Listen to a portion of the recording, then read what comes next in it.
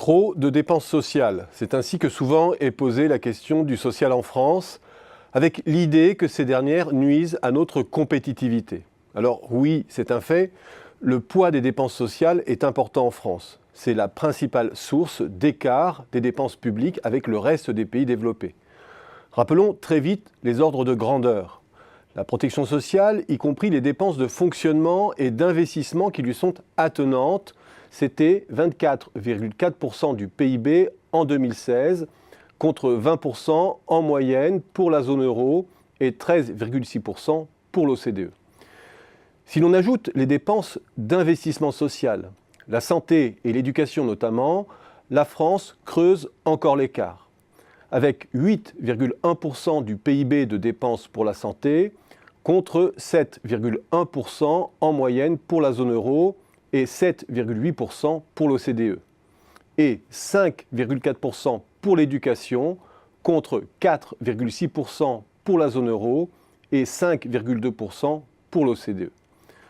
Lorsque l'on additionne ces trois grandes fonctions, protection sociale, éducation et santé, la France est finalement assimilable à une économie scandinave. Mais nous l'avons souligné maintes fois, cette approche comptable ne dit pas grand-chose à part le fait que nous avons opté pour des systèmes collectifs d'assurance et de gestion des grands services collectifs. Lorsque la ponction n'est pas assurée par l'État, elle est assurée par le privé. La vraie question est celle de l'efficacité de ces dépenses. Les résultats positifs sont tangibles en France d'un strict point de vue social. Les inégalités et notamment les phénomènes de concentration de richesses sont relativement bien contenus. La France est un des pays où le pouvoir d'achat des retraités également est le mieux préservé par rapport aux actifs et où les phénomènes de pauvreté sont les plus faibles. Le chômage est certes plus élevé qu'ailleurs, mais en contrepartie, la France a moins développé les emplois de bas salaire, etc. Mais il y a aussi nos grandes zones de dysfonctionnement social qui soulignent les limites d'une approche purement comptable des choses. Parmi elles, il y a d'abord la trappe que constitue le chômage en France, qui souligne l'inefficacité des dispositifs d'accompagnement, de prospection des emplois, de formation et de reconversion. C'est tout cet ensemble qui est en échec en France, où pour des dépenses comparables à celles de l'Europe du Nord, les résultats demeurent très en deçà. Pour une raison simple, la politique sociale qui prévaut en France est passive. Son volet actif, réparateur, est sous-équipé. Pôle emploi est saturé humainement parlant. Les outils numériques de prospection et d'appariement des offres et des demandes mis à disposition des chômeurs sont sous-développés. Le maquis du système de formation s'avère insuffisamment fléché vers les chômeurs et inefficace en matière de reconversion.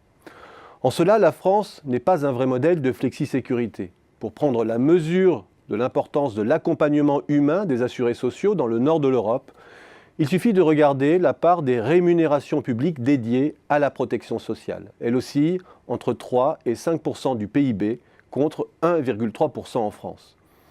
Les dépenses sociales sont peut-être d'un même montant, elles ne sont pas de même nature ni animées de la même philosophie.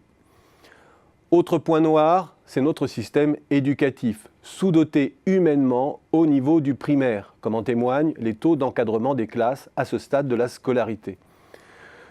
Ce n'est plus le cas ensuite, mais ces années d'apprentissage sont, on le sait, décisives sur la suite du parcours. Les classements PISA en témoignent, moins en termes de niveau moyen, finalement comparables à ceux de beaucoup de grandes économies développées, mais surtout en termes de reproduction des inégalités.